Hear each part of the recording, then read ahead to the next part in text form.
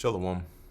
First and foremost, I want to give all praises, honor, and glory to Yahweh, Bahasham, Yahweh Shai, Bahasham, Rucha Kodesh.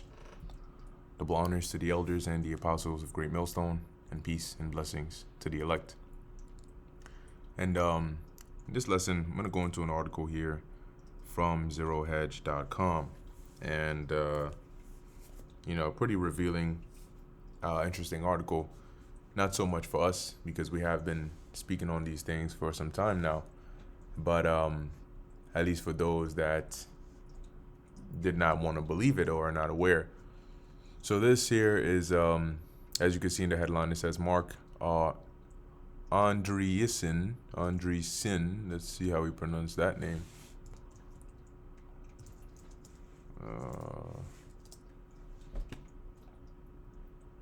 Mark Andreessen. Yep, Mark Andreessen. So it says here, Mark Andreessen describes alarming meeting with Biden admin that prompted his Trump endorsement. Pretty interesting stuff.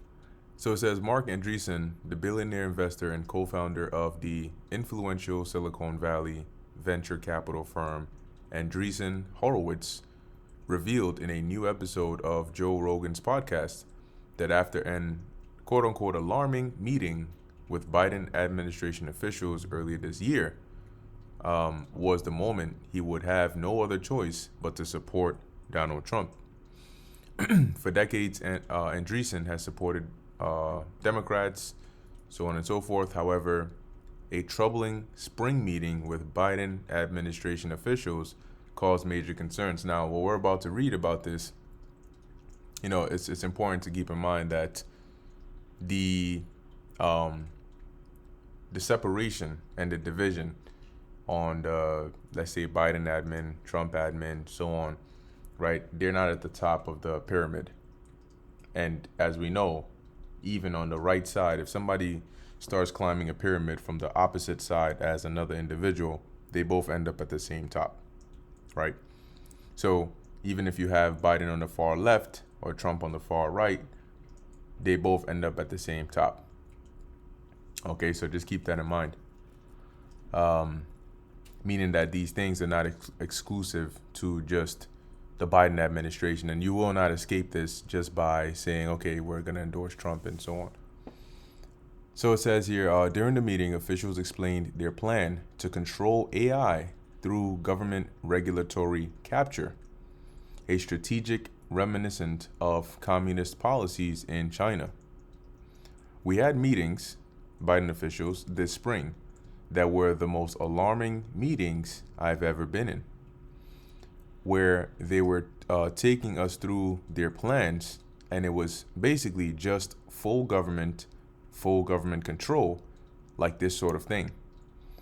There will be a small number of large companies that will be completely regulated and controlled by the government, they told us, which is something we've been telling you, right? You have your Amazons and Walmarts and so on, right? That sort of push out, because they play such a major role, they push out all these other smaller companies. And now the same way they centralized, things that you get, right? A long time ago, once upon a time, you could go to your neighbor who is a farmer who, rears chicken, and then you can get eggs and chicken from them. You could go across the street to your other neighbor and get tomatoes and so on, and you can get your groceries that way. Today, it's not really much like that. In fact, they're giving farmers a very, very hard time trying to push them out so they can take up their land, they can plant GMO seeds, and then they can just centralize everything by having all of the products that you need, streamlined through some factory production and then packaged and brought to your grocery store, right? Or your one, major store, right? Where everybody really comes to get their things. So you become reliant on that, which gives them more control. In addition to that, like recently, there's been this trending information about the abuse. I think it's what's the name? Turkey ball. Let me see if that's the one. It says Butterball, turkey ball. Let me see. Let me just try Turkey Ball company. I think it's Butterball. Yeah, Butterball. There we go. So Butterball, well, as you can see it right here, it says here PETA resurfaces video accusing Butterball of turkey abuse, causing confusion. What we know. So there's speculation. There's information out there that is saying here that there's this weird sexual abuse of turkeys, right, in these factories and warehouses before they're killed. Okay, it says here people from the ethical treatment of animals resurfaced a 20-year-old video on Instagram last week that accuses Butterball employees of sexually abusing turkeys, and it's causing a stir online. See, so that's very weird as well. That's very weird. But this is some information going on here. So the point is, when things like this happen, you don't see it, right? Which is a part of the whole centralization thing. Like, this is just another step in the assembly line to get your food to you. So when you see this, where is it? Yeah, when you see this, you have no idea how it got here. You have no idea what they did to it. You have no insight as to how it's prepared, what's in it. All you see is this. Okay. So anyway, going back to the article, right, dealing with this small number of large companies that are government controlled and all the rest are pretty much pushed out. It's not a conspiracy theory.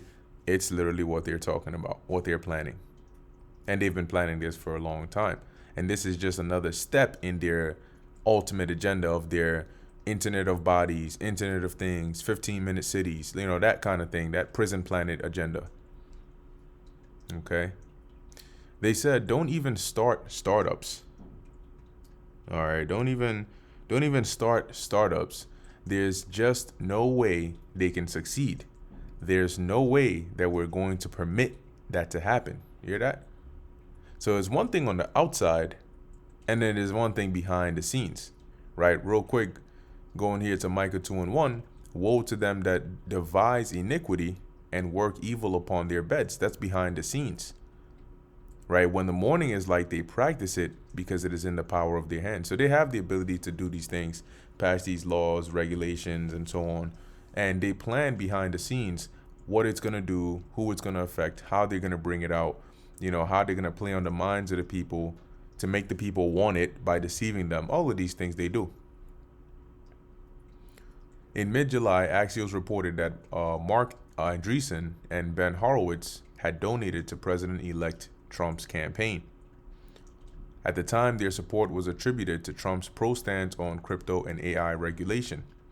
Remember also Revelation 13, right, about how the lamb, right, the lamb had two horns, or spake as a lamb, or it had the appearance of a lamb, I should say, but spake as a dragon. Don't forget that part in there. And what that means is, there's this appearance based on what is marketed, right? What is shown in the media, what is promoted, versus what actually ends up happening, whether it's in the short term or the long term. It's another telling example of how far left Democrats in the White House spooked Silicon Valley heavy hitters such as Elon Musk. Back to the podcast, Rogan asked Andreessen, when you leave a meeting like that, what do you do? Andreessen reported, you endorse Donald Trump. Now, if you've noticed as well, in recent years, right, this information warfare, right, that has become very prevalent because now podcasts, right, have more eyes than the mainstream media. And that is very dangerous for, some people, depending on if the organizers of the podcast are organic, genuine, regular individuals, or if they're agentors. But even still, so there's the image that's portrayed by agents, right? Because they play both sides, and then there's the actual organic case where you have average individuals. They build channels, they build platforms, and then they provide alternative news, where you can speak freely without being censored and so on. That's becoming a problem because that is allowing more secrets to come to light and be exposed. And remember, perception is deception, meaning people act based on how they perceive things. And even if what they perceive is not what it actually is good enough to influence their actions and their thoughts. So you notice how this sort of defamation, maybe I'm not even use that word, but this lack of credibility of these mainstream media platforms has now pushed a lot more people towards, the social media, okay, to get that information. And yeah, it gives you more information, but it also can be a maybe like a single point of failure. I mean, if all your information is coming from there, you become dependent on it, then one day, I don't know, something happens and then these sites go down for whatever reason. Now there's this like information blackout almost, right? But yeah, it's just interesting to keep in mind, these subtle changes, right, that are happening and how far they're gonna go. So anyway, Andreessen responded, "You endorse Trump." Ex-user Ben Averbook condensed Rogan's 3-hour podcast into a series of the most important highlights. Biden administration laid it all out. Only 2 to 3 AI companies would be allowed to exist, complete control over development. Now, what I'll do is I'll leave this link as a comment in this video, so that you can access it and watch these short clips here. Okay, but YouTube is getting, a little weird with their reasonings for striking down your videos, and whether it's something in a short clip you play that they don't agree with, or it's the fact that the clip you're playing, they don't want you to, whatever it is. So better to be on the safer side. Andreessen told Rogan about the federal government's rogue, quote-unquote, Operation Choke Point. He described it as a move by the Department of Justice that initially targeted marijuana businesses and gun manufacturers. He said under Biden, it was then weaponized to destroy political opponents, tech founders, and the crypto community. They've uncovered a new way to destroy companies. 30 tech founders were secretly debanked. No warning, no explanation, no appeals. Pure, silent government power. It's not really going to stop now. It just looks like it's going to be a little bit better. But once again, that's just what it looks like. Rogan and Andreessen discussed the government workforce dilemma. The government workforce has been exposed. Half never returned to the office after the CVD. Some show up just one day a month, yet they still collect full DC level salaries. They also talked about this right here, right? This reduction of government workforce size, right, by the DOGE, right, Department of Government Efficiency. Interesting. As you can see here, a quote, right, you can work from home, just not for the federal government. They want you in person. Our national security is hanging by a thread. 90% of U.S. military drones are Chinese made. That's pretty interesting. Your apparent enemy, right, or one of your not so close allies, not allies per se, China, is where the majority of your military drones are made.